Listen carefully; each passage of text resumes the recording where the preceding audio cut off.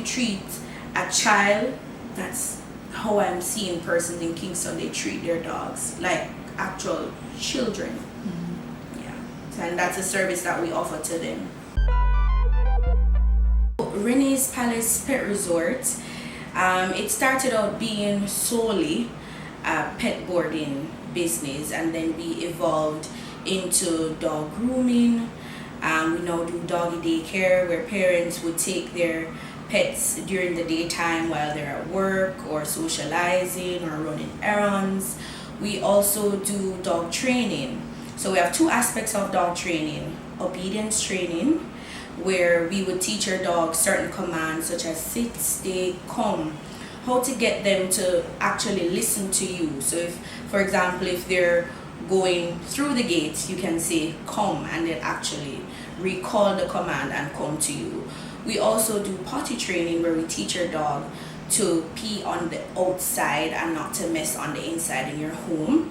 We also do importation and exportation of dogs. So we help clients take their dogs into the island, which can be challenging at times, and we also help clients export their dogs to different countries all over. We also have a doggy park in Kingston for outdoor, and for Portmore we have an indoor park. So it's the first indoor dog park in Jamaica actually, where we designed a system where the dogs can actually play inside an enclosure.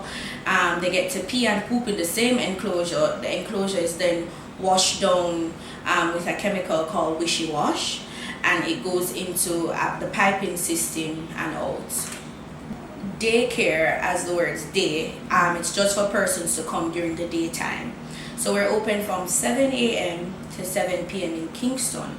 So you can take your cats or your dogs between those hours to socialize and just have a safe space with us while you're out doing errands or you're at work, as opposed to boarding, where you leave them overnight, and overnight can be even up to a year, but they actually stay with us. We take care of them while you're away for work, while you're on vacation, while you're away for the holiday, and so on.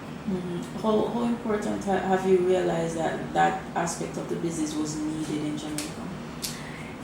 I realized it was very important when persons just randomly, because they knew that I had dogs, they're like, hey, can you keep my dog for me, and so on. And that's how I'm like, I'm gonna try creating a dog boarding space that's safe for dogs, and that's really how I started. And some holidays we'll have upwards 55 dogs in Kingston that we board on a particular holiday. Sometimes we'll have to close off for dog boarding because we're booked to capacity. I live in a big house, so there'll be times when some of my really good clients, they'll book late and there's no space for their dogs, and what I would have to do is to use one of my bedrooms, one of my guest bedrooms, to house their dogs inside my home as opposed to in the facility.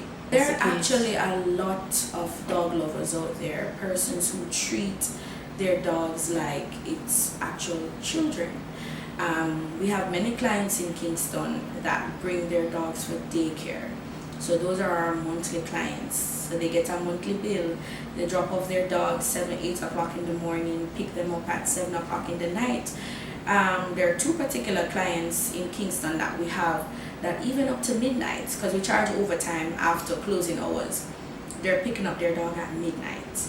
So persons actually spend on their dog. They have monthly schedules for grooming that they'll take their dogs in, and so on. So Kingston, it's a little different. Other parishes, yes, they love their dogs and so on, but for the daycare aspect, how you treat a child, that's how I'm seeing persons in Kingston, they treat their dogs like actual children.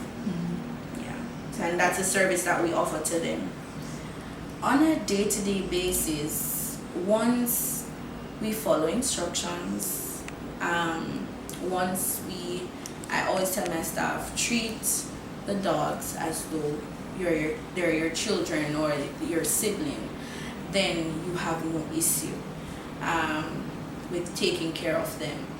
So we have a routine in Kingston.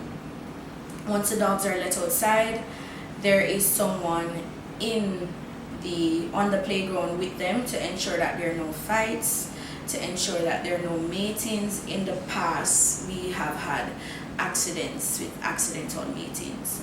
So we have put things in place now, where females are separated from males. But even so, the staff has to ensure that they are out there at all times, because you'll have a particular dog who is a climber, and they'll climb over the enclosure. So a male will climb over into a female enclosure. So if you have to be there to ensure that you prevent that male from coming over, or to reprimand the male by saying no, which is the command. So each time you say no, the male would stop or the female would stop. The dog would stop from something that you don't want them to do. How do the clients respond to the grooming aspect of the business? Is that they're already, used to it, or anything like that? In terms of their So going through their the review? processes. No, when I say clients, I mean the dogs. How the dogs respond to grooming. grooming. Alright, so not all dogs will respond well. So you'll have dogs that are not used to grooming, or they are used to being groomed, but they're clipper reactive. So clipper reactive mean that they don't like the vibration of the shear, so they'll always freak out. It will always be a fight to groom them. You'll always have to give them breaks in between sessions to calm them down. So you'll have that dog that is used to grooming, but they're clipper reactive. They don't like the vibration of the shear. You'll have dogs that are used to grooming, but they don't like their nails to be clipped. So you'll have to muzzle them and then hold them in a particular way to cut the nail or to file the nail. And then you'll have those precious little ones who are really good during their grooming session. Those make your session shorter. They let you enjoy grooming them. So tips for parents at home: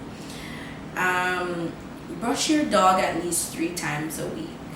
So you get them used to being brushed. So when they come to us and we brush them, they're not afraid, or they don't try to bite us because they think that we're harming them. Comb your dogs at least 3 times a week, so that they're used to feeling the comb go through the coat. Try to, instead of clipping the nails, because I know some parents are fearful, you can get a nail grinder on Amazon, where you put the toenail inside the grinder and literally automatically files down the nail. So things like that you're able to do.